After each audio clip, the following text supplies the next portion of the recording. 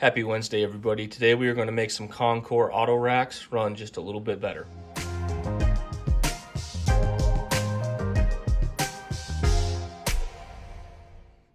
Well, as I've mentioned before, I live in a pretty rural place, so getting supplies shipped in is a pretty time-consuming process. So I have yet to get some of the supplies that I've ordered for the wood chip car project. Again, I appreciate everybody reaching out and giving me some good ideas. There was some really useful information, so right on, everybody. I really appreciate that.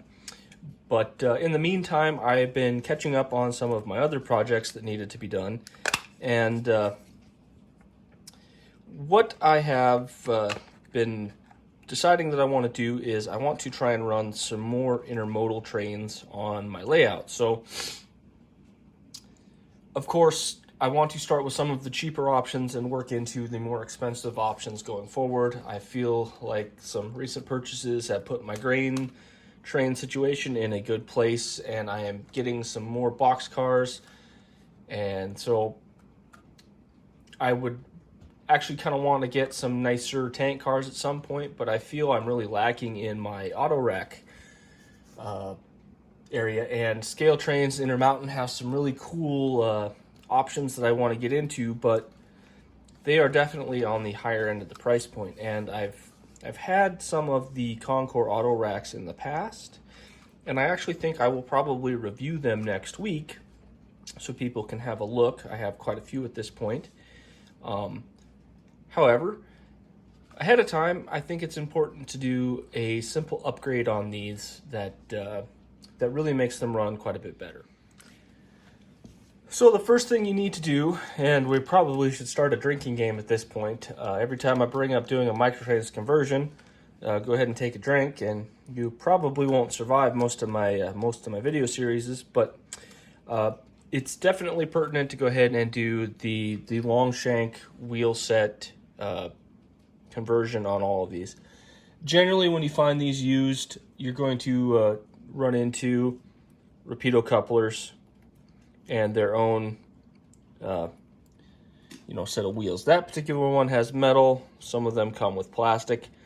I just picked up some UP ones that I want to do some wheel set conversions on, and as I have said in all my videos, you kind of need to put together a bunch of cars so you can buy truck sets in bulk and save yourself some money. I have also tried some Atlas wheel sets under them. I ended up with a few extras, thought I'd give them a try. Really not my jam.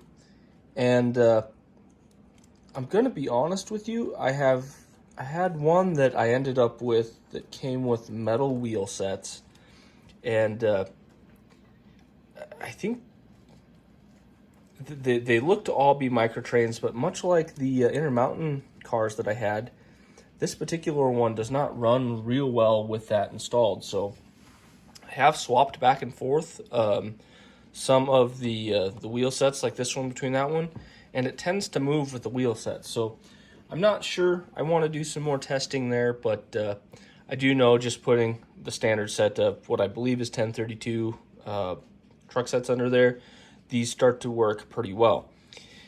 However, there are situations in which they struggle a little bit. These are long cars, and they're a little bit light from the factory. Now, NRMA standards be what it is, I have found that the heavier cars definitely pull and track better. And so I've done a lot of testing and weighing and farting around. I have a pretty good amount of these now.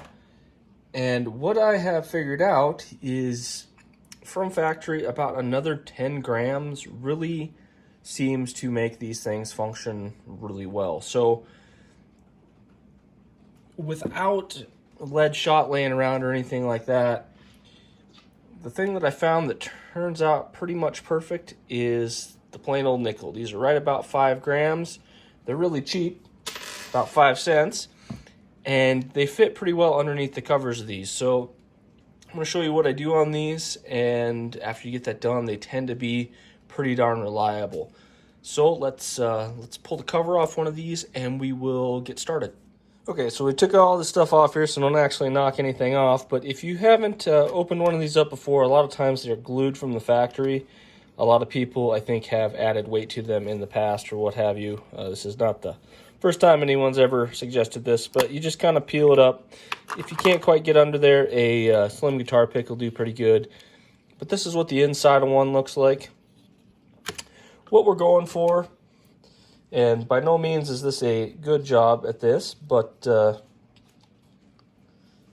is kind of what the finished product will end up looking like. You just get the nickel set in there right in front and, well, right behind each of the little supports there.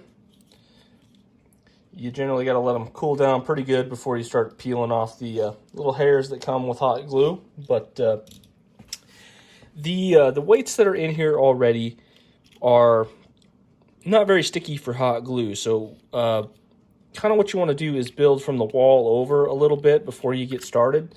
So when you get your hot glue gun, go ahead and just add a little bit to each edge just so the glue can kind of run down into place and kind of attach itself to the wall.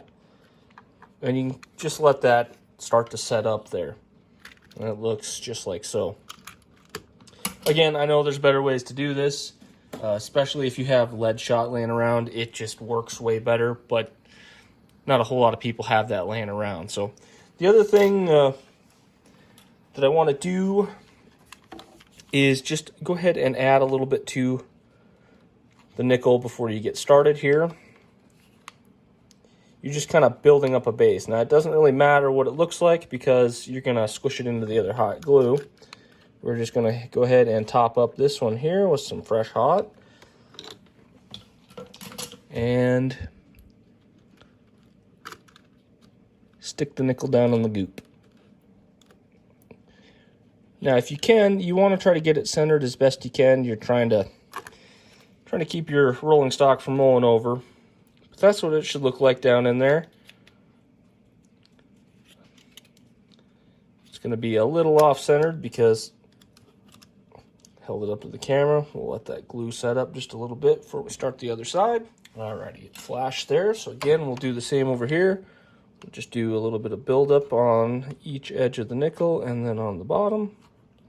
And then just add a little more to the position we're setting it down in. And push it right down. Give that just a second to set up. And then we will move forward. Once you've given it time to properly set up, it is time to do a little bit of the cleanup work. This is where all the little hairs that you get from hot gluing can be removed. You gotta let it cool down a little bit. And then you want to go ahead and inspect the edges. So like right here, I have a little bit of glue that is stuck there. If you can, peel it off. Otherwise, go ahead and use your X-Acto knife and carefully trim it away. Here's a good example. I got a little bit of spillage right there. So we will just take the X-Acto knife and carefully peel it back. The good thing about using hot glue is it sticks just well enough that it'll hold stuff in place as long as you're relatively gentle with your rolling stock. However, if you find that it doesn't work very well for you or you want to add more weight, you can heat it up or just pull really hard and it'll pop right out of there. So not a permanent weight installation in these, so there we are.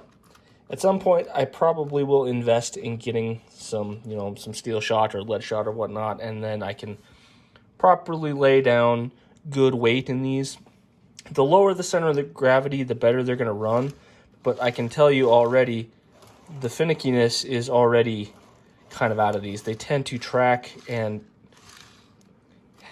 they're not as wobbly as, say, the light ones were. So